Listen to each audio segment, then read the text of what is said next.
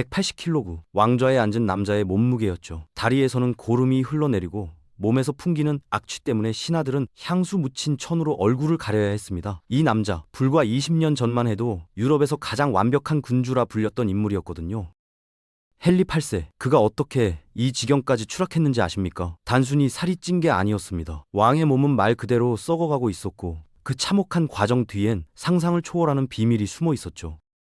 왕실 주방이 얼마나 컸는지 아십니까? 200명이 넘는 요리사와 하인들이 교대로 들어가 일했습니다. 그런데 이게 끝이 아니었죠. 6개의 거대한 화덕이 하루 24시간 내내 꺼지지 않고 타올랐거든요. 상상이 되십니까? 한밤중에도 새벽에도 누군가는 반드시 불 앞에 서 있어야 했던 겁니다. 이 화덕들을 돌리기 위해 매일 소모된 참나무가 6톤에서 8톤이었습니다.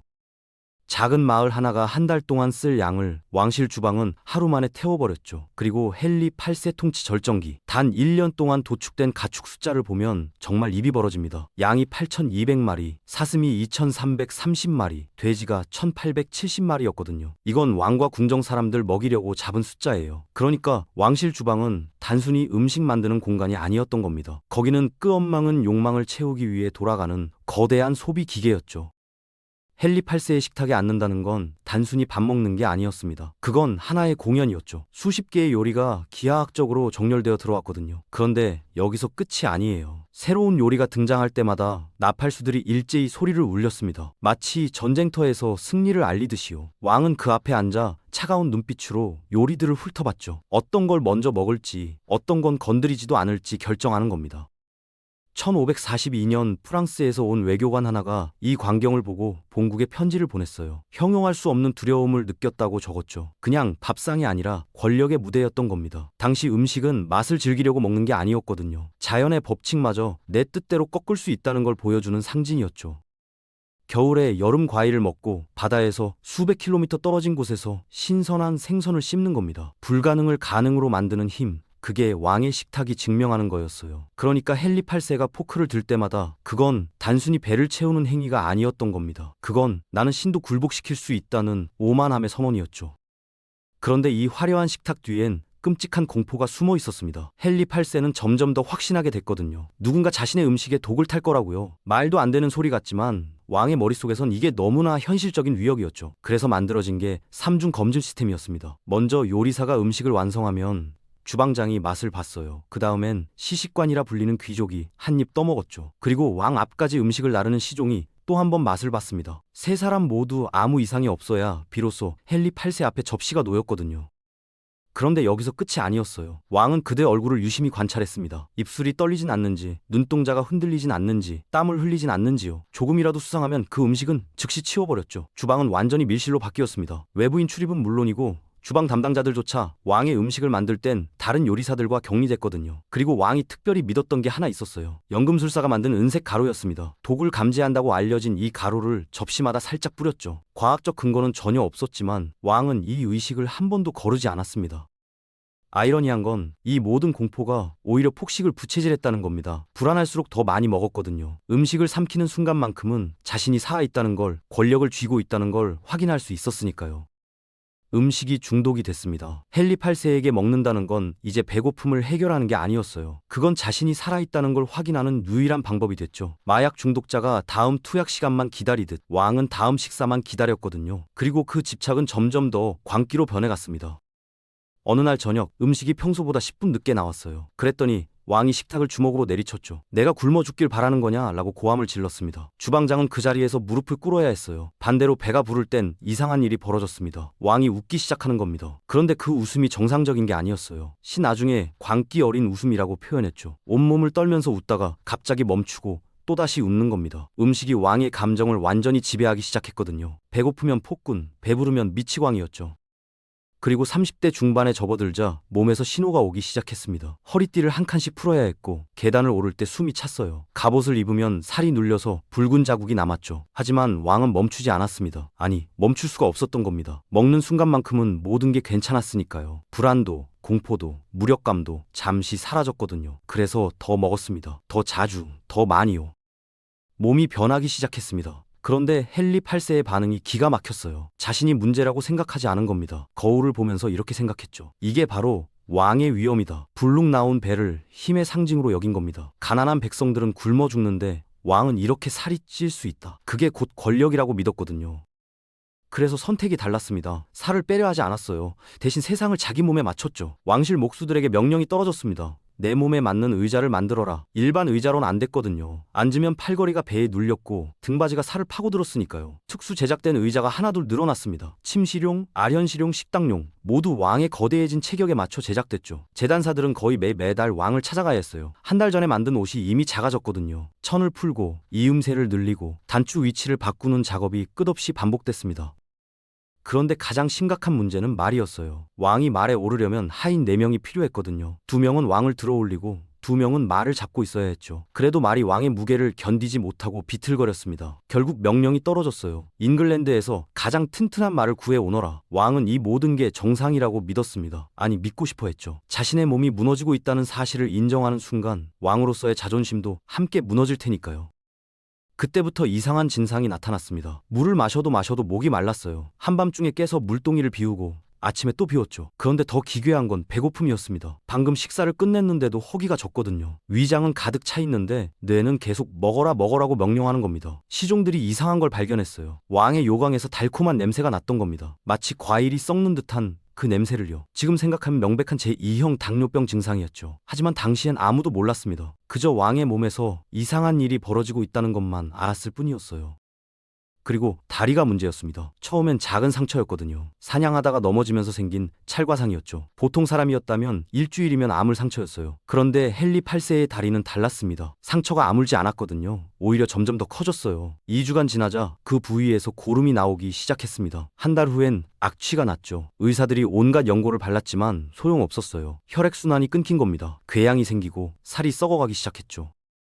밤에는 더 큰 문제가 있었습니다. 왕이 잠을 자다가 호흡이 멈추는 겁니다. 몇 초 동안 숨을 안 쉬다가 갑자기 헉 하고 숨을 몰아쉬곤 했어요. 수면 무호흡증이었죠. 시종들은 밤새 왕을 지켜봐야 했습니다. 혹시라도 그대로 숨이 멎을까 봐요. 특수 침대를 만들어야 했어요. 머리를 높이 받쳐주는 침대였죠. 그리고 악취, 상상을 초월하는 냄새가 왕의 몸에서 풍겼습니다. 썩어가는 다리, 당뇨로 변한 채취, 씻지 못한 살 사이의 땀. 신하들은 왕 앞에 서기 전에 향수를 적천을 준비했어요. 숨을 참을 수가 없었거든요.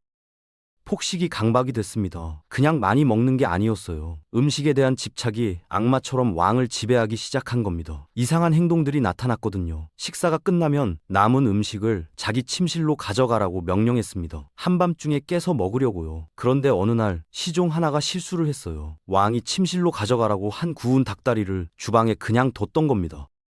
다음 날 아침 그걸 발견한 다른 하인이 배가 고파서 한 입 베어 먹었죠. 그 순간 왕이 나타났습니다. 감히 내 음식을 훔쳐 먹어? 왕은 그 하인을 채찍질하라고 명령했어요. 남은 닭다리 자기도 안 먹을 거였는데 말이죠. 문제는 소유욕이었습니다. 음식은 왕의 것이어야 했고 왕이 버리기 전까진 아무도 건드릴 수 없었던 겁니다. 주방은 지옥이 됐어요. 요리사들은 왕의 변덕을 맞추느라 밤낮 없이 일했거든요. 새벽 3시에 갑자기 멧돼지 요리를 원한다는 명령이 떨어지면 즉시 준비해야 했죠.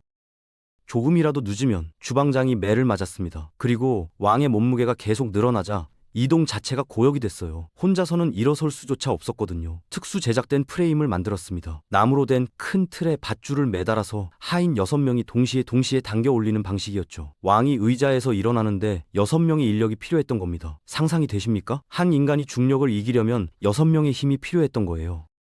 왕좌에 앉은 모습이 인간이 아니었습니다. 얼굴이 너무 부풀어서 눈이 거의 보이지 않았거든요. 눈꺼풀이 살에 파묻혀버린 겁니다. 멀리서 보면 왕이 눈을 감고 있는 것처럼 보였죠. 목은 아예 사라졌어요. 턱에서 바로 어깨로 이어졌거든요. 마치 머리가 몸통에 그냥 붙어있는 것처럼 보였습니다. 팔을 들어 올리는 것조차 힘들었어요. 살이 너무 쪄서 팔이 몸에서 떨어지지 않았거든요. 그래서 식사할 때도 특별한 방법이 필요했습니다. 하인이 왕의 팔을 받쳐줘야 했어요. 한 명은 팔꿈치를 잡고 다른 한 명은 손목을 받쳐서 포크가 입까지 갈 수 있게 도왔죠. 왕 혼자서는 음식을 입에 넣을 수조차 없었던 겁니다. 그런데 가장 끔찍한 건 다리였습니다. 완전히 썩어 들어가고 있었거든요. 궤양에서 흘러나온 고름이 바닥에 떨어졌어요. 왕이 지나간 자리엔 체액 자국이 남았죠. 악취는 이제 궁전 전체를 지배했습니다. 왕이 있는 방에서 20m 떨어진 곳에서도 냄새가 났거든요. 신하들은 왕을 아련하러 갈 때 2가지를 준비했어요. 향수, 적신, 천과 구역질을 참을 각오였죠. 어떤 귀족은 왕 앞에서 실제로 토했습니다. 그 자리에서 참수당할 뻔했어요. 하지만 왕은 자신의 상태를 인정하지 않았습니다. 거울을 치우라고 명령했거든요. 자기 모습을 보고 싶지 않았던 겁니다. 대신 초상화 화가를 불렀어요. 그리고 명령했죠. 나를 젊고 건강하게 그려라. 화가는 울면서 그림을 그렸습니다. 눈앞에 괴물 같은 모습 대신 20년 전 젊은 왕의 모습을 캔버스에 담아야 했으니까요. 그래도 명령은 계속됐습니다. 몸은 무너졌지만 왕의 자존심은 살아있었거든요. 아침마다 똑같은 의식이 반복됐어요. 하인 6명이 왕을 침대에서 끌어올렸습니다. 밧줄과 도르래를 이용해서요. 그 다음엔 의사들이 들어와 다리 상처를 치료했죠. 고름을 짜내고 썩은 살을 도려내고 새 붕대를 감았습니다. 왕은 그 고통 속에서도 소리를 지르지 않았어요. 대신 이렇게 말했죠. 아침 식사는 준비됐느냐? 고통보다 음식이 먼저였던 겁니다. 명령이 점점 이상해졌어요. 어느 날은 한밤중에 깨서 지금 당장 백조 요리를 원한다고 했습니다. 백조요. 한겨울밤에 말이죠. 주방장이 지금은 백조를 구할 수 없다고 대답했더니 왕이 소리쳤어요. 그럼 연못에 가서 잡아오지 못할 이유가 뭐냐? 결국 하인들이 얼어붙은 연못으로 뛰어가야 했죠. 그런데 더 큰 문제가 있었습니다. 왕국 경제가 무너지기 시작한 겁니다. 헨리 8세의 한 사람을 먹이기 위해 잉글랜드 전역에서 가축이 징발됐거든요. 농민들에게 명령이 떨어졌어요. 기르던 소를 왕실에 바쳐라. 보상은 터무니없이 적었습니다. 시장 가격의 절반도 안 됐죠. 농부 한 명이 1년 동안 키운 돼지를 왕실은 단 하루 만에 소비했습니다. 그러자 시장에 고기가 사라졌어요. 수요는 그대로인데 공급이 바닥난 겁니다. 육류 가격이 폭등했죠. 서민들은 고기를 살 수가 없었어요. 빵과 양파로 끼니를 때워야 했습니다. 그런데 왕실 주방에선 여전히 매일 수십 마리의 가축이 도축됐죠. 한 농민이 절규했다는 기록이 남아 있습니다. 왕의 뱃속이 우리의 무덤이다. 1547년 2월 28일 헨리 8세가 숨을 거뒀습니다. 40년 동안 이어진 폭식의 끝이었죠. 마지막 순간까지 왕은 음식을 요구했어요. 의식이 희미해지는 중에도 고기를 더 가져오라고 중얼거렸다는 기록이 남아 있습니다. 의사들이 맥박을 짚었을 때 심장은 이미 멈춰 있었어요. 간과 심장이 동시에 붕괴된 겁니다. 몸이 더 이상 버틸 수 없었던 거죠. 그런데 진짜 비극은 그 다음에 벌어졌습니다. 시신을 옮기려는데 문제가 생겼거든요. 관이 왕의 무게를 견디지 못했어요. 특수 제작한 거대한 관이었는데도 말이죠. 일단 시신을 안치하고 장례 행렬을 준비했습니다. 그런데 이틀 후 끔찍한 일이 벌어졌어요. 관에서 이상한 소리가 들렸거든요. 뚝뚝 하는 소리였죠. 그리고 갑자기 펑! 관이 터진 겁니다. 시신이 부패하면서 발생한 가스가 내부 압력을 견디지 못한 거였어요. 관 틈새로 체액이 흘러나왔습니다. 악취가 예배당 전체를 뒤덮었죠. 신부들이 비명을 지르며 밖으로 뛰쳐나갔어요. 장례식은 중단됐습니다. 새 관을 급히 제작해야 했거든요. 이번엔 2배로 튼튼하게 만들었죠. 하지만 냄새는 사라지지 않았어요. 부검 기록이 남아 있습니다. 의사들이 시신을 열었을 때 믿을 수 없는 광경을 목격했죠. 심장이 정상 크기의 3배로 부풀어 있었거든요. 딱딱하게 굳어서 마치 돌덩이 같았다고 해요. 간도 마찬가지였습니다. 지방으로 가득 차서 원래 색깔조차 알아볼 수 없었죠. 그리고 위장, 부검한 의사가 기록에 이렇게 남겼습니다. 소화되지 않은 음식이 가득 차 있었다. 죽기 직전까지 먹었던 겁니다.